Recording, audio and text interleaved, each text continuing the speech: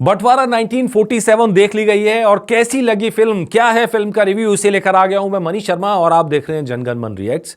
भाई सनी पाजी की फिल्में होती हैं तो स्पेशल नजर रहती है और इस फिल्म पे तो स्पेशली इसलिए नजर थी क्योंकि वो फिल्म है जो गदर 2 की सक्सेस के बाद सबसे पहले साइन हुई थी, लेकिन आने में लग गए 3 साल। 3 साल बाद 3 साल अगर फिल्म में लगा दिए गए तो कैसी बन के निकली, इस पर सबकी निगाह है। आमिर खान ने मेहनत की है तो कैसी फिल्म बन के निकली, ये एक सवाल यहां पर है। और खासकर तब जब आमिर खान की पिछली 5 फिल्मों का रिपोर्ट कार्ड बहुत शानदार नहीं है, आमिर खान प्रोडक्शंस की 5 फिल्मों का रिपोर्ट कार्ड। तो चलिए सबसे पहले बात करते हैं सनी पाजी की परफॉर्मेंस की। पूरी फिल्म पे अगर कोई शख्स छाया हुआ है from the starting to end, that Sunny Deol, the one and only Sunny Deol. Sunny Deol की इमोशन ताकत आपको यहां दिखेगी, सनी देओल की पावर यहां दिखाई देगी और सनी देओल का स्टाइल यहां आपको दिखाई देगा। और पहली बार एकदम अलग अंदाज में एक मुस्लिम के कैरेक्टर में, सिकंदर मिर्जा के कैरेक्टर में सनी देओल यहां नजर आते हैं। बहुत बड़ा चैलेंज था, सनी देओल ने उसको एक्सेप्ट किया और फिल्म के अंदर उसको निभाया है। अब लाहौर पहुंचते हैं, कहानी आप सबको लगभग मालूम ही है कि लाहौर पहुंचते हैं, वहां एक हवेली उनको अलॉट होती है सनी देओल को। उस हवेली के अंदर एक मुस्लिम है सनी देओल, इसमें एक हिंदू महिला वहां रहती है, रतन की माँ, जिनका नाम दिया गया। और वो रतन की माँ बेसिकली हवेली छोड़ने को तैयार नहीं और यहां से क्लैश क्रिएट होता है और यहां पर पूरी फिल्म के अंदर पाकिस्तान के सिस्टम को एकदम नंगा कर दिया गया है। और ये पूरी कहानी उस अन्याय के खिलाफ है, एक ऐसा शख्स जो खुद अन्याय से पीड़ित है और जब लाहौर जाता है तो एक दूसरे अन्याय को सहन करने से मना कर देता है। और यहां पर एक हीरो एक छवि नजर आती है। मजेदार चीज यह है कि जब सनी देओल की स्टार्टिंग होती है तो सनी देओल किसी हीरो की तरह नजर ही नहीं आते। सनी देओल की फिल्म की स्टार्टिंग होती है फर्स्ट हाफ के अंदर बड़ा हिस्सा, तो एक सनी देओल एकदम विलेन की तरह नजर आते हैं कि जो उस बुढ़िया अम्मा को घर से निकालना चाहता है। लेकिन धीरे धीरे हालात बदलते हैं और वो एक जज्बा मन में आता है कि माँ है और माँ का कोई धर्म नहीं होता और उस माँ के लिए वो पूरे लाहौर के सिस्टम से, पाकिस्तान से लड़ जाते हैं। और इस पूरे रोल को उन्होंने बहुत शानदार तरीके से निभाया। मुझे बड़ी शंका थी कि भाई जब नाटक देखा था असगर बजाज जी का तो उसमें तो कोई एक्शन सीन था ही नहीं, लेकिन यहां पर राजकुमार संतोषी ने जो स्क्रीन प्ले में चेंज किया है तो कई जगह ऐसे सीन डाले गए हैं जहां पर स्क्रीन प्ले के अंदर उनको एक्शन शॉट दिए गए हैं, एक्शन सीन दिए गए हैं।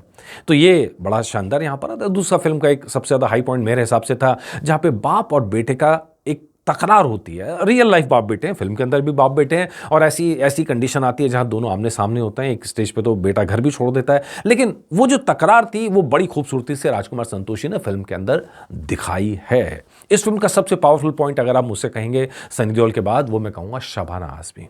शबाना आजमी ने इस फिल्म में जो रतन की माँ का कैरेक्टर है वो अच्छे से निभाया। हालांकि एक छोटी सी तकलीफ ये होती है कि ये पूरी कहानी क्योंकि लाहौर की सेटिंग की है, लाहौर की सेटिंग के अलावा 1947 की है, इसलिए भाषा और जो आसपास की चीज़ें हैं आपको वो कनेक्शन थोड़ा सा टूटता हुआ नजर आता है क्योंकि वो पंजाबी में बोलती हैं, सारा हर डायलॉग उनका पंजाबी में होता है। हालांकि सीधी सादी पंजाबी है, बहुत टफ पंजाबी नहीं है, लेकिन फिर भी एक जो कनेक्शन होता है वो थोड़ा सा टूटा हुआ नजर आता है। एक बहुत बड़ी वजह है फिल्म के कलेक्शन के ऊपर, इसका फर्क आपको पड़ता हुआ दिखाई देगा क्योंकि आज की कहानी आपको नजर ही नहीं आएगी।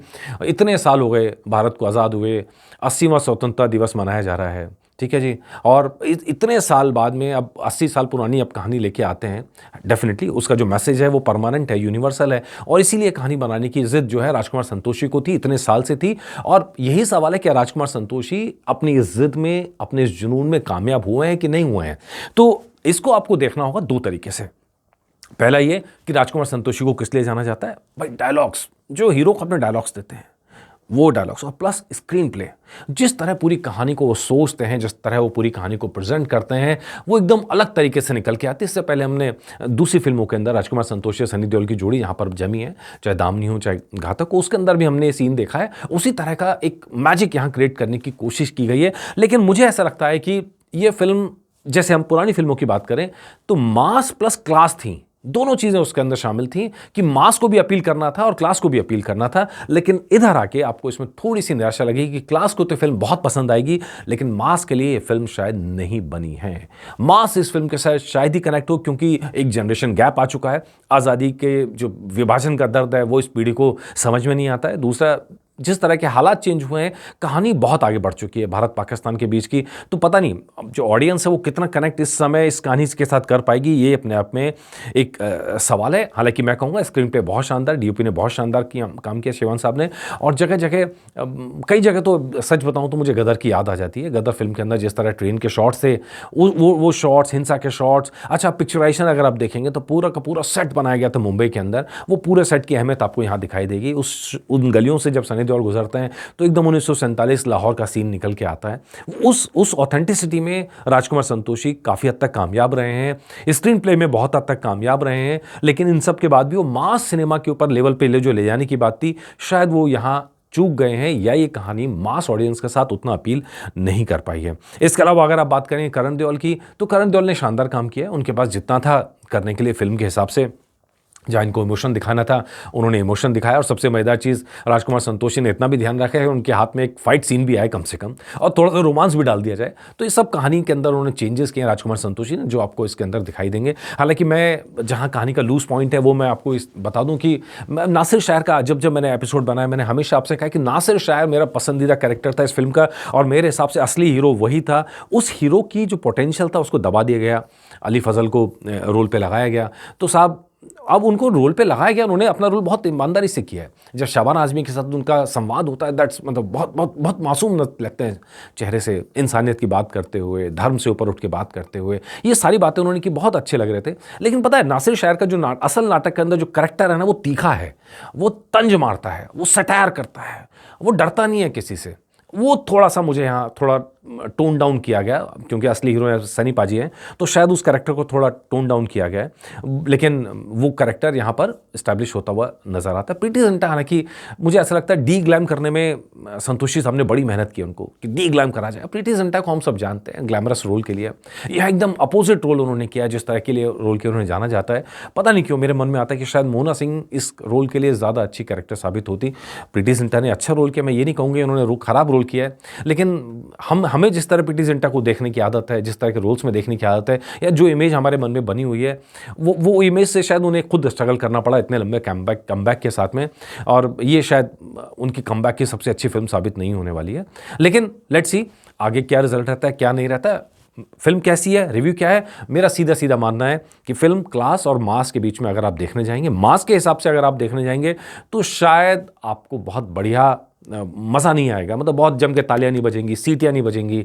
इसके अंदर अगर आप देखने जाएंगे तो आंसू नहीं बहते हुए बहुत जगह नजर आएंगे, लेकिन एक क्लास है फिल्म के अंदर। जब आप पिक्चराइजेशन देखते हैं, जिस तरह पूरा थीम क्रिएट किया गया है, सोचा गया है, इतने साल से लंबे जुनून के साथ में एक शानदार नाटक को बड़े पर्दे पर उस मैसेज को उतारने की बात कही गई है, वो बहुत शानदार तरीके से किया गया। वो पिक्चराइजेशन अगर आप देखेंगे तो आप 1947 में जाके जीने लगेंगे। अगर आप देखेंगे कि कहानी कैसी है, कहानी बहुत शानदार है, मतलब कहानी आपको अपने साथ इन्वॉल्व करती है, कहानी अपने साथ खींच के ले जाती है, लेकिन लेके तो उन्हीं को जाएगी जो देखने पहुंचेंगे। ये सवाल है कि क्या ये मास अपील अगर फिल्म की थोड़ी कमज़ोर होती है, क्या ये लोग देखने पहुंचेंगे कि नहीं पहुंचेंगे, यहीं आके फिल्म का सबसे कमज़ोर पक्ष नज़र आता है। ओके, तो मुझे ऐसा लगता है कि ओवरऑल अच्छी फिल्म है, अच्छी फिल्म बनाई गई है, अपनी कमज़ोरियों के साथ ये फिल्म अच्छी फिल्म है। अब सवाल यह है कि इसका नतीजा क्या निकलेगा, वो आपके हाथ में। जितनी टिकट्स बिकेंगी, जितनी पब्लिसिटी माउथ के जरिए होगी, एक इंसान दूसरे इंसान को कहेगा, उतनी जल्दी फिल्म ये आगे बढ़ेगी। लेकिन मोस्ट प्रॉब्ली जिस मैं आपसे बार बार कह रहा हूँ, फ्रॉम द डे वन मैं आपसे बार बार ये बात कह रहा हूँ, ये फिल्म कभी बड़े बजट की फिल्म या बड़ा पैसा कमाने वाली फिल्म कभी थी ही नहीं। ये एक मैसेज वाली फिल्म है। आमिर खान प्रोडक्शंस ने इसको मैसेज के लिए क्रिएट किया है, और वो डेफिनेटली इस फिल्म को लेके बड़े बड़े अवार्ड्स की तरफ जाएंगे और उन अवार्ड्स में दावेदारी पेश करने की कोशिश करेंगे। लेट्स सी, हम तो चाहते हैं कामयाब हों। आमिर खान प्रोडक्शंस ने मेहनत की, आमिर खान ने अपना दिमाग लगाया है, इतनी सब चीज़ें हुई हैं। हालांकि अगर डिले नहीं होती, ये फिल्म 3 साल डिले नहीं होती, उन्हीं 6 महीनों में आ जाती, तो फिल्म का रिस्पॉन्स आज से बहुत अलग होता। ये मैं आपको बार बार कह चुका हूँ। बाकी आप लोगों की क्या राय, मुझे कमेंट करके बताइएगा। नमस्कार।